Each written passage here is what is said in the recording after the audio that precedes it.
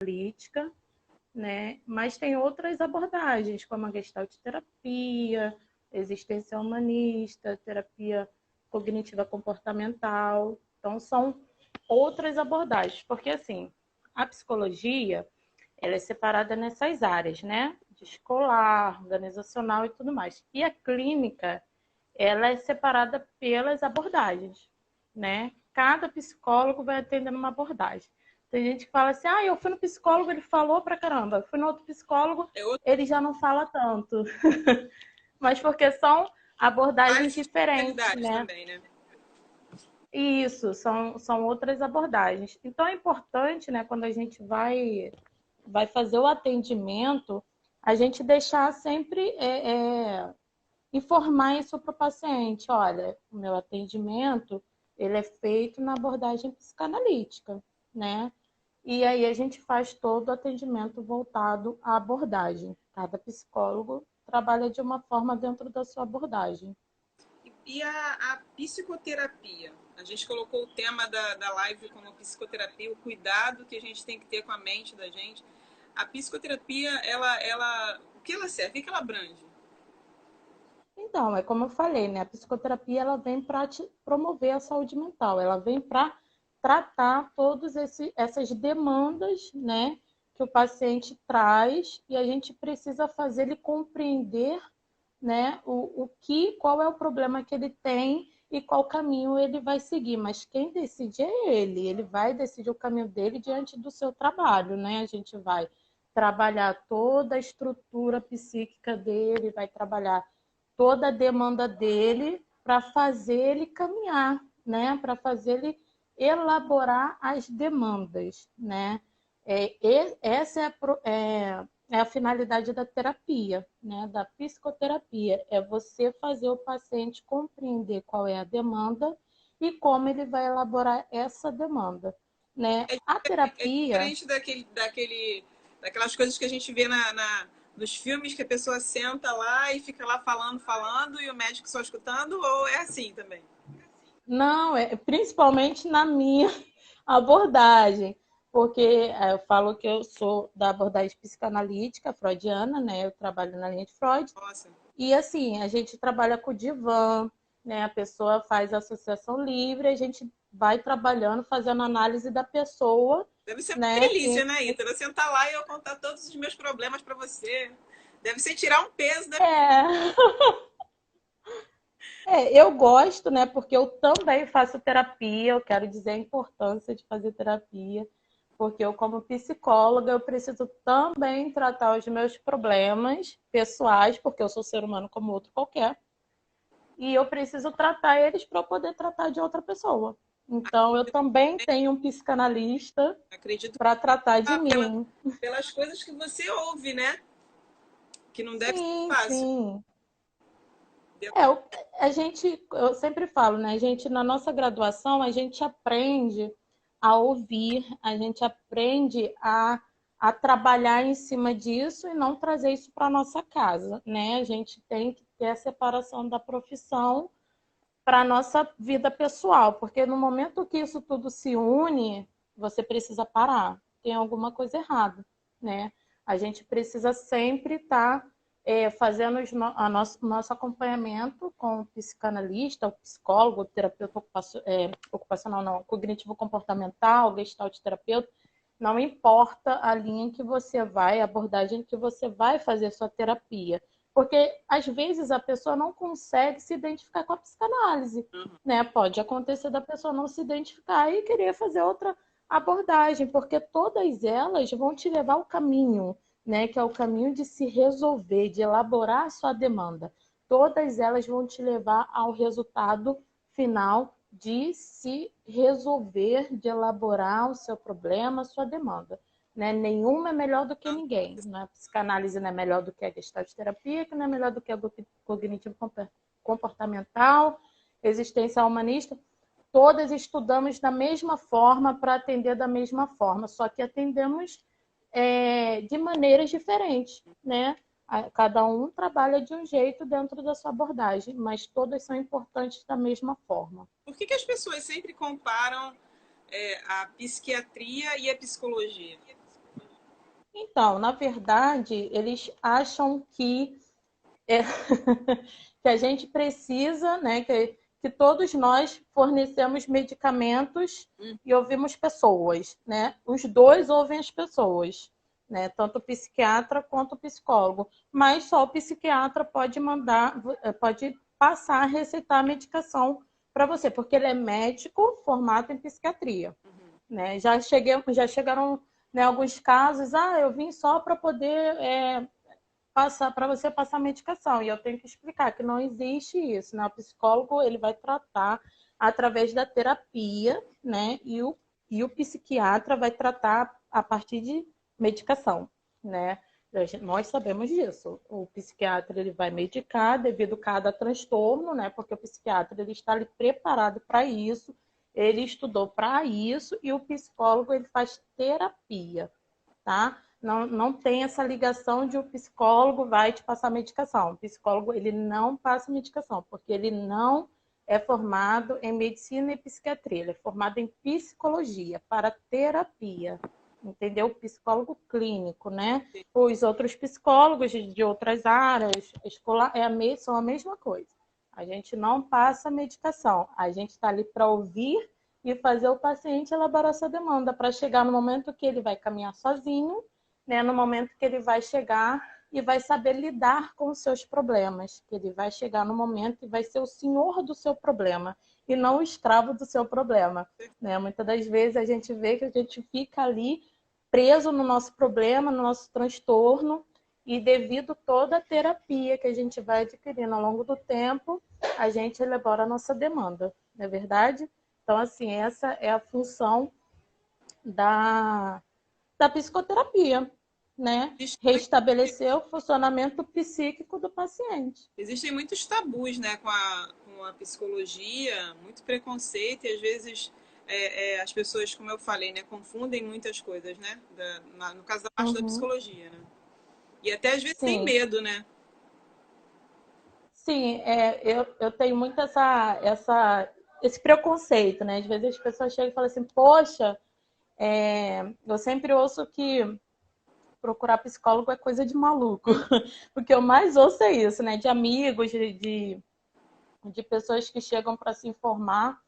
E eu sempre falo que isso, na verdade, é um grande tabu, né? Um grande preconceito, porque a gente não está aqui para essa questão, entende?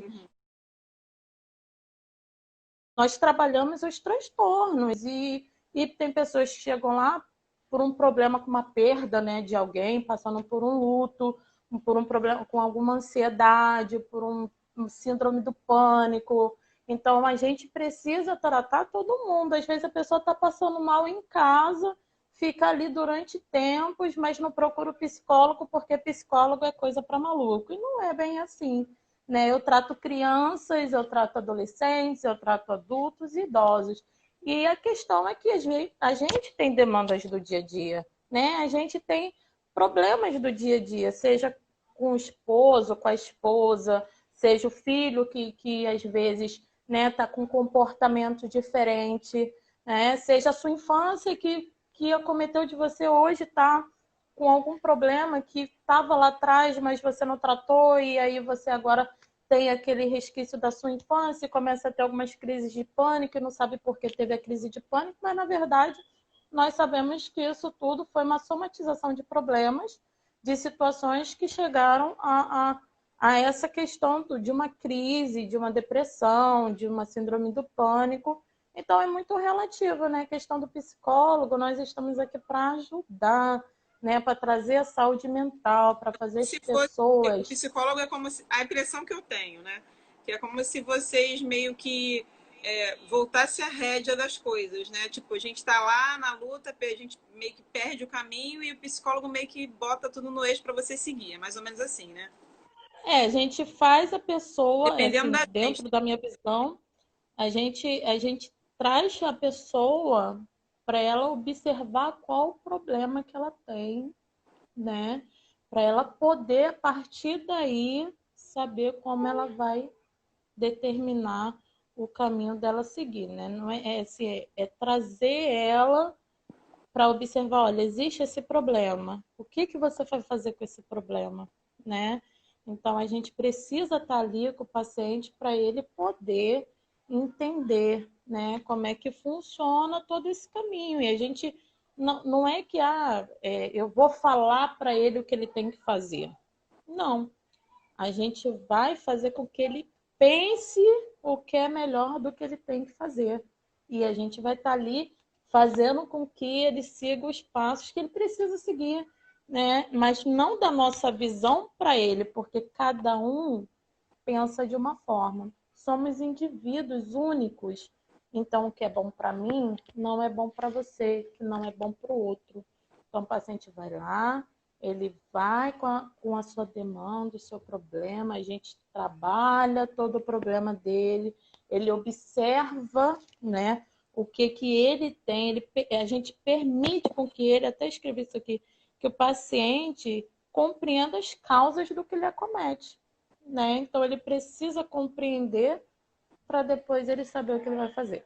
Porque, na verdade, não adianta muito eu falar para você o que você tem que fazer se isso não fizer sentido para você. Eu sempre falo isso para as pessoas, né? Para os meus amigos, né? Porque às vezes o amigo vem, porque eu tô triste, que aconteceu isso, aquilo, outro.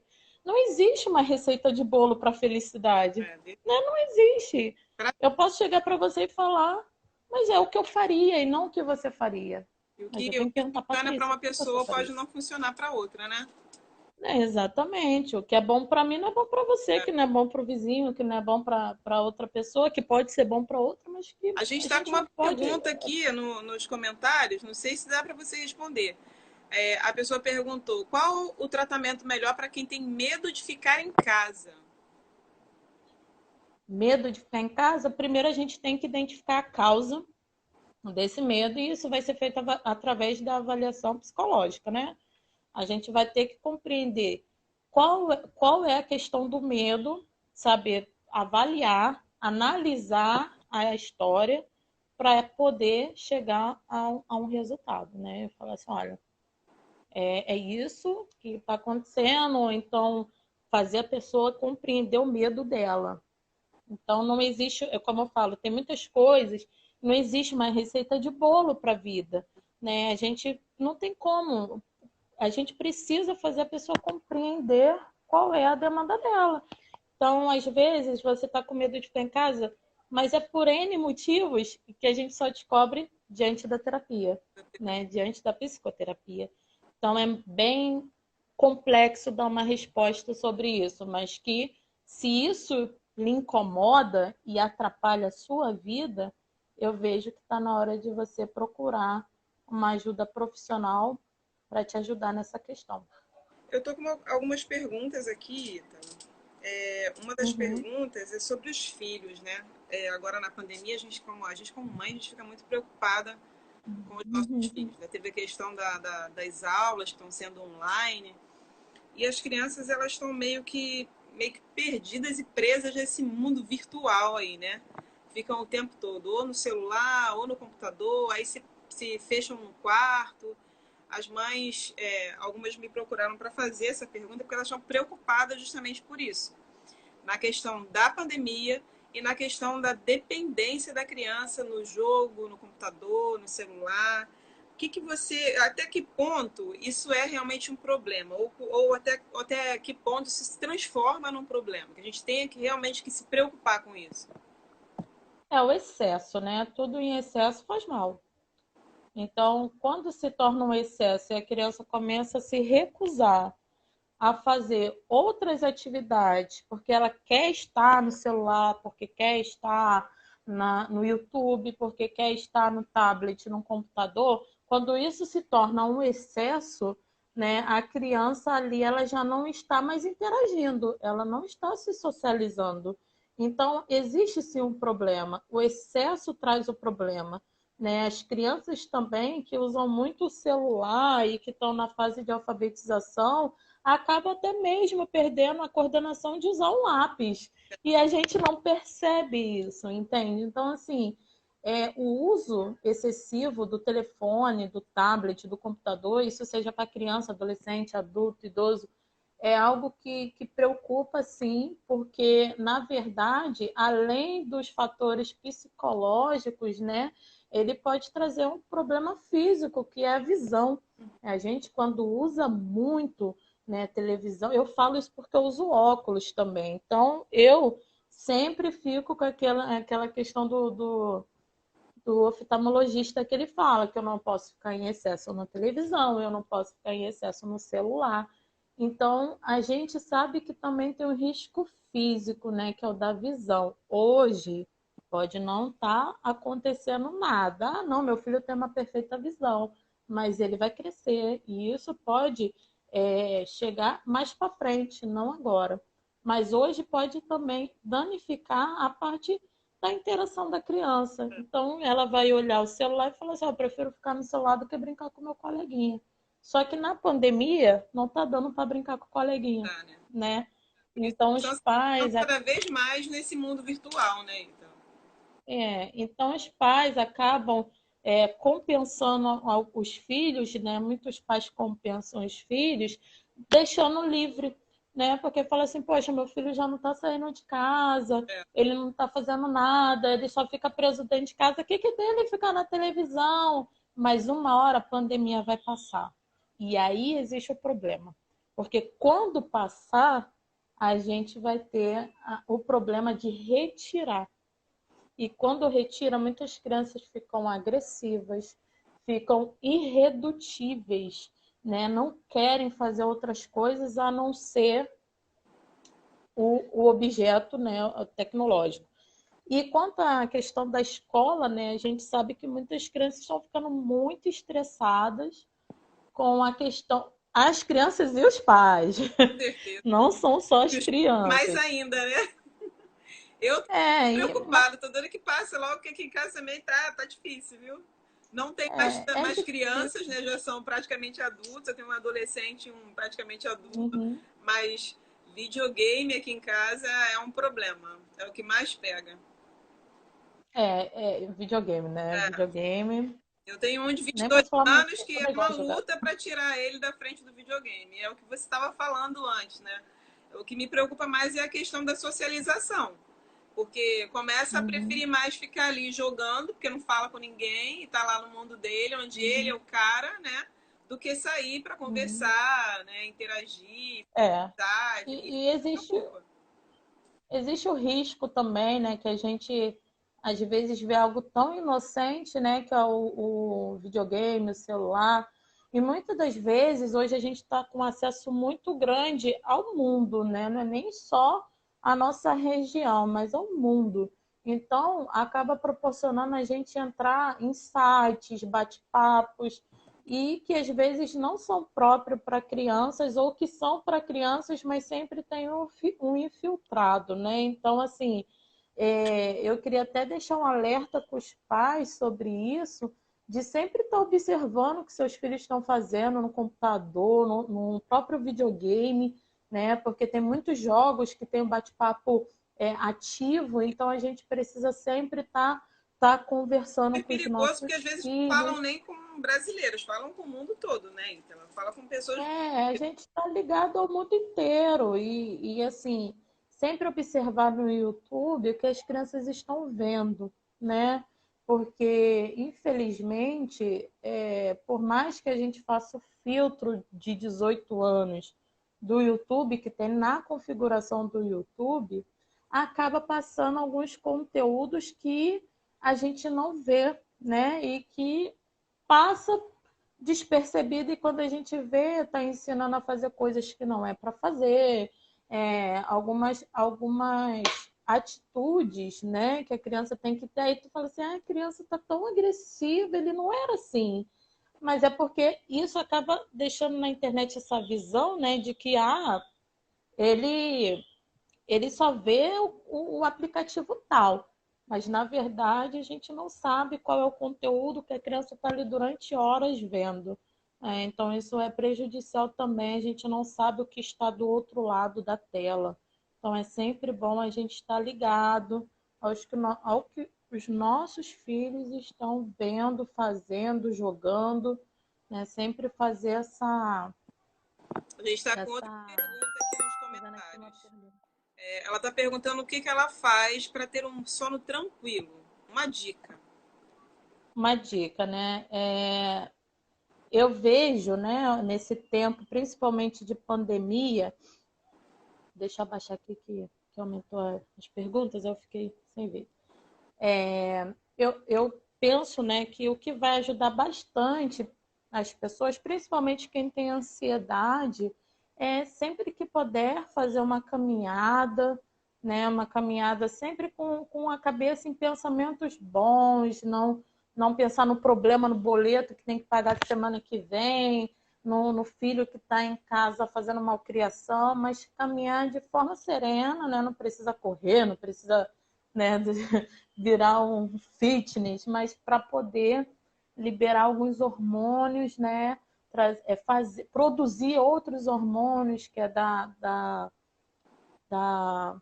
tranquilidade, né? Então, a caminhada ela ajuda bastante. Uma caminhada pequena para você refletir, pensar no seu dia a dia, coisas boas. E, se possível, na hora de você dormir, evitar ver jornais, evitar ficar muito no telefone, ver notícias Coisas que trágicas. aceleram o E se cérebro, né? Sim, sim, traz, assim, traz muita coisa, muitos pensamentos ruins, né? E a pessoa às vezes fica ali pensando naquilo, pensando naquilo. Então, evitar de ver coisas ruins, filmes de terror, filmes de suspense, filme de ação. E, se possível, uma meditação. Mas meditação não é aquela coisa que a gente faz de ficar assim, com a mãozinha, de perninha de borboletinha, não. Né? No próprio YouTube tem alguns vídeos de meditação para dormir, meditação para ansiedade, meditação para o dia, para acordar. Então, se você puder fazer ali com o som bem baixinho no seu ouvido, tranquilo, deitado, né? Sempre tentar relaxar. A meditação vai trazer esse relaxamento. Mas, acima de tudo, se você tem, é o que eu vou enfatizar, tá? Se existe um problema na sua vida do qual ele te atrapalha, seja sono, seja medo, seja ansiedade, o que for, atrapalhou a sua vida, você precisa procurar uma ajuda profissional. Tem uma outra pergunta aqui, referente àquilo que a gente estava falando das crianças, né, do videogame. Ela perguntou aqui, doutora Ítala, mas se a criança tem ao redor uma família que não interage, que ela pode fazer? Ele vai ficar mesmo? Então, aí já se torna um problema familiar, né? A gente precisa trabalhar a família para a família enxergar isso, né? Então, infelizmente, a gente sabe que não parte da criança só, até porque quando a criança, né, existe um problema, eu falo que ela é o reflexo dos pais, né? Se a criança, claro, quando existe um transtorno é diferente. A criança nasceu com hiperatividade, tem déficit de atenção, autismo, enfim, outras patologias que a gente, né, tem inúmeras aí é outra história, mas é um problema comportamental. A criança, a família não interage. E a criança também não interage, só fica no videogame, a gente vê que isso é o reflexo da família que está passando para a criança, né? Ela não está interagindo porque a família não está colaborando para ela interagir, entende? Mas todo o trabalho que é feito com criança, principalmente na parte comportamental, a gente precisa trabalhar a família, porque a família, ela muitas das vezes, né, é o que faz aquela criança chegar naquele comportamento. Ítala, a pandemia, ela trouxe para a gente vários sentimentos que a gente não está acostumado a lidar, né? A perda é um desses sentimentos.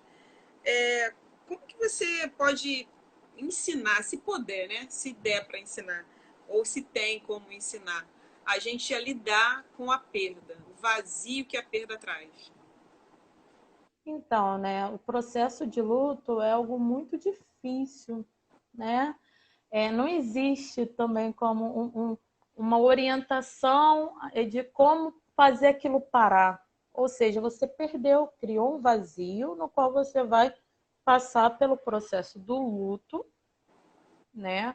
Para você conseguir se restabelecer. E que muitas das vezes esse processo, né? E a maioria das vezes, no caso, a gente precisa estar fazendo um acompanhamento psicológico, porque é realmente muito difícil. Ninguém está preparado para perder ninguém. Verdade. Ninguém. Muitas vezes as pessoas falam assim, fulano está doente, né? Já estou preparada. Aí a pessoa morre e aí você vê que você não estava nada preparado. Verdade. Não existe um preparar para perder alguém. Não existe uma orientação para fazer aquela dor parar, a não ser que você faça um acompanhamento para fazer você lidar com aquela dor. Tá bom? Até algumas pessoas, Ítala, eu tenho o caso de uma pessoa, de uma amiga, que ela me falou sobre que ela teve várias perdas, no caso de gestacionais, né? Uhum. E aí, durante essas perdas, ela veio a fazer o processo de esterectomia. Uhum. E ela, com isso, ela criou uma ferida dentro dela, né? Ela não conseguiu ter filhos e hoje isso é como se fosse uma ferida. Ela chegou a comentar comigo que ela já pensou fazer o pior várias vezes. O pior que eu acredito ser até o suicídio. Então, assim, essas dores da perda, essa que você falou, isso não tem muito uma cura, né? Mas tem como a gente, com o tempo, amenizar com a terapia, né? O que você faz. A questão não é a cura, né? A gente precisa saber lidar com o problema. Né? O objetivo da cura em si, que as pessoas perguntam, o que é a cura? A gente tem que saber o que é a cura para você, né? Mas a gente precisa entender que é quando a gente consegue passar por aquele sentimento sem que ele doa mais, entende? Tem gente que perde algumas pessoas e conforme a terapia, né, todo o processo de luto que a gente precisa respeitar nas pessoas, é muito difícil quando você vê uma pessoa chorando porque perdeu, aí vem outra e fala assim, não fica assim não. Eu sei que ela faz da melhor intenção, de não querer ver o outro sofrer, mas não tem como parar. A Cada dor é perda é individual, algo né? que não tem. Exatamente. Então, assim, quando você perde alguém, como né, essa questão de teve perdas gestacionais, que é algo muito difícil de lidar um filho, né? Uma vez eu ouvi, É um né, até sonho. numa novela. Oi? É um sonho. É um sonho. Isso, às vezes, eu até ouvi numa novela faz muito tempo, muito antes de me formar, e aquilo ficou muito fixo na minha memória. Que fala, quando você perde um pai, uma mãe, fica órfão, né? Quando você perde um marido ou uma esposa, você fica viúvo. Mas quando você perde um filho, não tem explicação. Verdade. Então, tem muita coisa que a gente precisa ver e considerar de buscar uma ajuda, porque é como eu falei, às vezes as pessoas resistem tanto, tanto, tanto por preconceito, por até questão financeira mesmo, nós sabemos disso, mas é necessário, às vezes, investir, às vezes a gente fala assim, nossa, eu levei tanto tempo para ver tal coisa que eu vi em um mês na terapia, 2 meses na terapia, eu passei a minha vida inteira presa nisso. Então a gente tem que tirar essa corrente que fica agarrado no pé e te puxando e não deixando você caminhar. É muito difícil você viver a vida inteira acorrentado nos seus problemas e não conseguir sair deles. E às vezes a terapia faz isso, né? Te acorda e você fala assim, nossa, que eu tô passando por isso e muitas das vezes eu Eu me deixei acarrei no passar tanto problema tempo, né? e eu deixei passar tanto tempo. Que eu acho que Exatamente. quando você tem esse tipo de problema e você não procura a ajuda de um profissional, isso vai aumentando, como se fosse um buraco que vai aumentando cada vez mais, né? E tudo vai caindo ali nele, né? Eu falo que um problema ele é como se fosse um buraco. E muitas das vezes a gente, ao invés de tampar ele, né, preencher, a gente bota uma tábua e vai passando por cima dele. Mas uma hora essa tábua quebra, né? E a gente retorna ao problema de novo. Então é um círculo, né? A maioria das pessoas que me seguem aqui no Instagram, a maioria é dona de casa, né? E assim, a Uhum, mulher, Ítala, ela tende a trazer para ela todos os problemas da família. É educação de filho, é cuidar de marido, a gente vira agenda, né? Que às vezes, qual o telefone de uhum, fulano? Como é que eu encontro fulano? Ah, pega meu telefone aqui, faz isso aqui para mim. A gente vira secretária, a gente vira a esposa e a gente às vezes trabalha sim, fora, carrega o peso que é a educação dos filhos, né? Porque educação, uhum, como eu falo muito aqui em casa, não é uma, como você falou também, não é uma receita de bolo, né? Se a educação uhum, fosse uma receita de bolo, a gente fazia, deu certo, a gente passa para outra e ia ficar do mesmo jeito, sabia que no final ia ficar tudo bem. E a uhum. gente que é mulher, a gente Verdade. carrega muito isso nas costas, a gente meio que carrega a família nas costas, né? E a mulher ela tende a ter muitos problemas de ansiedade, esquecimento, síndrome do pânico. Como que a mulher pode tratar tudo isso? A ansiedade, ela tem cura, ela tem tratamento, o tratamento ajuda. A síndrome do Sim. pânico, ela também tem tratamento. O que dá esse gatilho da síndrome do pânico? Então, gatilho é algo muito particular, né? A gente explicar como se dá esse gatilho, né? Porque pode ser um monte de coisa que aconteceu na vida da pessoa e que deu gatilho. A ansiedade, ela tem tratamento, a síndrome do pânico tem tratamento, e todas essas questões têm como você tratar de forma eficaz, né? Como você falou, ajuda, realmente ajuda, né? A pessoa, ela começa a compreender até que ela passa a ver melhor, né, a entender qual é o motivo do problema e ela começa a lidar com isso, com a ansiedade, né? Existem exercícios de respiração, existe a terapia, né, que também faz, tem algumas terapias que trabalham esse exercício de respiração também, ajuda a pessoa a compreender o seu problema, que é a finalidade da psicoterapia, né? A pessoa compreender o seu problema para ela poder é, entender e lidar com ele. Então, a ansiedade, ela tem muitos sintomas, né? Até vou falar alguns aqui, porque tem pessoas que muitas das vezes não sabe que a ansiedade, acha que está passando por algum problema, que está infartando, que está morrendo, que vai enlouquecer, enfim, tem pessoas que têm muitos sintomas, entre eles tem a falta de ar, o tremor, né, dor no peito. É claro que a pessoa tiver um problema cardíaco, algum problema físico que já existia antes, né, é claro que tem que procurar o clínico, tem que procurar o cardiologista, assim como as outras pessoas. Começou a ter sintoma, procura o clínico, faz todos os exames, deu tudo ok, está na hora de procurar também o psicólogo, né? Porque se está tudo ok comigo, então o problema está vindo da minha cabeça, está vindo de cima para baixo. Muitas das vezes as pessoas têm ansiedade, com isso vem a falta de ar, o tremor, fica com sudorose, formigamento na ponta dos dedos, né? Eu tive, Entre o desespero que dá na síndrome do pânico. eu tive uns sintomas parecidos com isso quando teve a morte do meu pai faleceu e logo depois eu presenciei um assalto, eu e meu marido, Nossa. foi quase um assalto, eu e meu marido, e Uhum, logo depois meu marido também perdeu o emprego, que ele já trabalhava já há muito tempo, e um dia eu estava com ele, eu tinha acabado de uhum. chegar da rua, a gente parou o carro aqui no estacionamento, me deu uma crise de choro, e eu não conseguia falar para ele o que eu queria. Parecia que tinha alguma coisa que prendia aqui, que não saía. E eu tentava chorar e tentava falar e não conseguia. Isso é uma crise de pânico, assim, ou é da ansiedade? Sim, sim.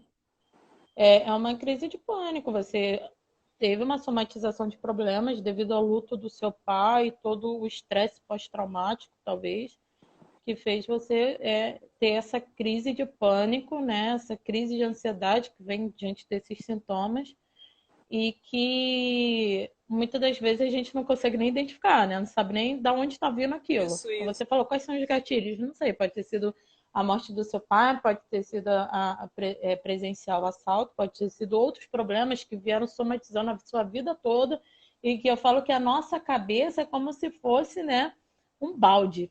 Isso. Porque é um balde, a gente vai pingando ali Aí, tudo que vai acontecendo, os problemas da sua vida. Uma hora vai acontecer o quê?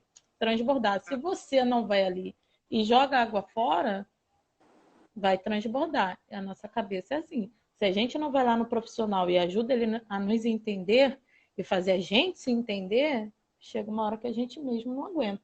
E o corpo vai responder de alguma forma. E vem diante desses sintomas, até mesmo enxaqueca, uma dor de barriga. Às vezes a pessoa fala, fiquei nervosa, tô com dor de barriga. Mas é por conta disso. por que que eu Não tava assim sei de onde hoje? veio. Sei. Mas é uma coisa tão natural, né? A gente está fazendo esse bate-papo. Eu também estava muito nervosa, né? Eu vou falar que eu não estava. É impossível, É, eu né? tava Fazer uma live é ansiosa. muita responsabilidade.